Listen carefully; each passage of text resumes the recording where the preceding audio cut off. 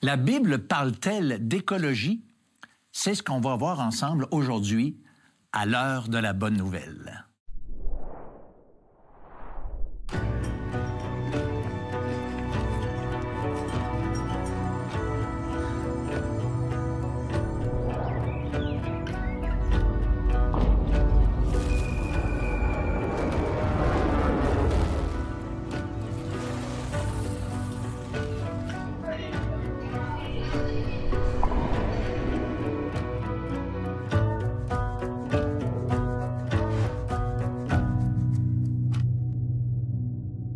Bonjour, bienvenue à l'heure de la bonne nouvelle. On est dans une série qui parle à quel point les valeurs du christianisme sont toujours pertinentes aujourd'hui.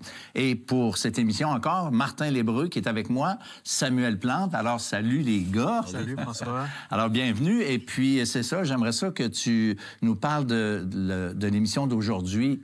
Oui, aujourd'hui, on parle d'un petit thème qui n'est pas vraiment d'actualité. On n'entend pas vraiment parler de ça, mais on s'est dit on va quand même faire une émission là-dessus, sur l'écologie. Hein? Je ne sais pas si vous avez déjà entendu ça, changement climatique, enjeux... Bon, en tout cas, je me suis dit peut-être qu'on pourrait faire quelque chose là-dessus.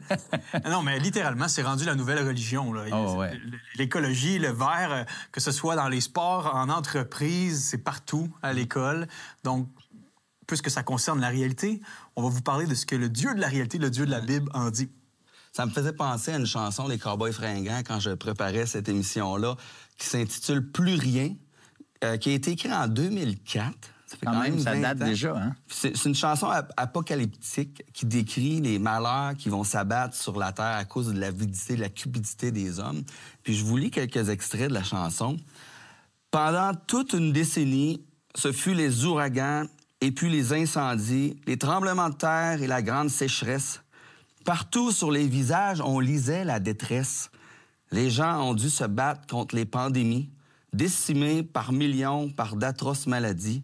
Puis les autres sont morts par la soif ou la faim, comme tombent les mouches, jusqu'à ce qu'il n'y ait plus rien, plus rien, plus rien. » Et la chanson se termine avec les paroles « Adieu l'humanité ». Adieu l'humanité. Alors, c'est une réalité qui n'est pas juste d'aujourd'hui. C'est nous autres qui inventent ça. Là. Puis on dit que dans la prochaine décennie, il va y avoir une double tendance qui va nous être présentée. D'un côté, on dit qu'il va y avoir une augmentation des catastrophes dues au climat.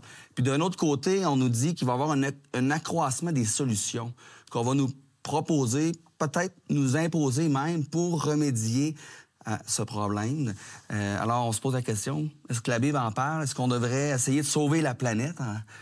C'est ce qu'on va voir aujourd'hui. C'est ça, mais quand j'entends des propos comme ça de certains chanteurs, groupes de chanteurs, je peux pas faire autrement que me dire, il y a de l'inquiétude, et c'est justement la question qu'on a posée cette semaine face à l'optimisme ou le pessimisme que les gens ont face à l'environnement, face à l'écologie. On écoute les réponses ensemble. Ah, plutôt anxieux, oui. Optimiste. Un peu anxieuse.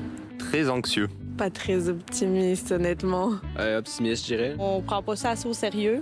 Les gens s'imaginent pas les conséquences de ce qu'ils font tous les jours pour ceux qui vont venir dans le futur. Je pense pas qu'il y a des bonnes choses qui nous attendent si on change pas notre façon de vie, notre regard. Je dirais que je suis optimiste parce que je suis quelqu'un d'optimiste. Mais je suis anxieux vis-à-vis de mon fils. Je pense qu'on va s'en sortir, mais je pense qu'on va avoir plusieurs décennies difficiles. Mais l'humain va réagir quand vraiment on va être acculé au pied du mur. On se sent tellement impuissant que c'est ce qui nous rend anxieux, là. Ça se voit d'année en année, hein, que ça se dégrade. Là, on est... Tu sais, t'as regardé au pôle Nord, là, ça fond. Ça s'annonce mal, mais de toute façon, on garde toujours espoir. Ben moi, je suis optimiste. J'ai toujours l'espoir que les gens peuvent faire mieux que maintenant. Je fais attention à mon Renault, je fais attention à mes cochonneries que je jette, là. Moi, je fais de l'écologie au cimetière Saint-Mathieu pour que le monde apprenne le civisme, qu'il se ramasse. J'ai mis des pancartes. Ce cimetière n'est pas une poubelle à déchets. À l'avenir de l'humain, je suis pas anxieux. Je crois qu'on est au bout de notre souffle très bientôt. Mais la planète devrait survivre, donc je suis en paix. Je suis un peu, moi, comme celui qui est plus anxieux pour son fils que pour lui-même quand je pense à tout ça, parce que on le sait que le pire est à venir, mais on pense que le pire est à venir. Mais je vais-tu être là? Peut-être que non, mais mes enfants vont être là. Puis je le sens j'ai 5 filles, puis je le ressens qu'ils ont quand même une... pas anxieuses, mais ils sont préoccupés par ça. Une certaine inquiétude. Puis elles ont l'impression que même si elles font des efforts, on peut comme ralentir un peu le train, là, mais on peut pas l'arrêter. Puis c'est un peu décourageant, ça, des fois. Ouais, l'éco-anxiété à son maximum chez les jeunes. C'est difficile de... Tu sais, la personne dit ouais, je m'inquiète, mais il y a de l'espoir. Mais c'est difficile de concrétiser cet espoir-là. Elle est où, cet espoir-là, par rapport à la planète? Parce que oui, on peut essayer de gérer l'anxiété, mais il y a vraiment une crise, on le voit, même au Québec, des changements qui n'étaient pas là dans les dernières années.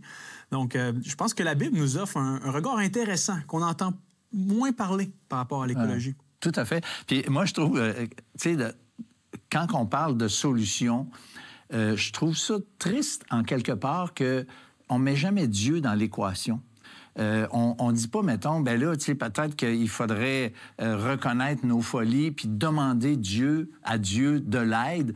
Et tantôt, avec Martin dans l'auto, on discutait ça, puis j'ai eu la pensée, imagine si les gouvernements mondiaux, tu sais, les gouvernements puis les organisations au-dessus de toutes les instances gouvernementales, si on s'humiliait devant Dieu, on foutait à genoux, puis on disait, Seigneur, regarde, on a scrappé toute l'affaire, viens à notre aide, montre-nous quoi faire. Tu sais, écoute, je sais que ça n'arrivera pas, mais imagine si on mettait Dieu autant dans nos propres vies, dans l'équation, que dans le monde entier. Qu'est-ce que ça ferait? Je pense qu'il pourrait y avoir des beaux et grands changements. Bref, on va passer maintenant au segment suivant et on aura une partie de la capsule de Sam parle, de Samuel, ta propre capsule, une partie seulement qu'on va écouter ensemble parce que vous allez voir, il parle lui aussi dans ces capsules-là d'environnement, d'écologie. Lorsque l'homme a rompu le lien vital qui le reliait à Dieu, tout le reste de ses relations sont devenues problématiques, pénibles, conflictuelles, incluant sa relation à la nature, qui mène à une surexploitation des richesses. La nature souffre du péché de l'homme. On tyrannise la nature. Et quand on la tyrannise pas, fait intéressant, on tombe dans l'idolâtrie. L'heure de la bonne nouvelle, en collaboration avec le Messager chrétien, vous offre gratuitement le livre de réflexion quotidienne La Bonne Semence. Pour en recevoir un exemplaire, écrivez-nous à l'heure de la bonne nouvelle, casier postal 33012, comptoir postal Thibault, Trois-Rivières, Québec, G8T 9T8. Vous pouvez également nous joindre à info@hbn.ca ou par téléphone 1-866-509-1319.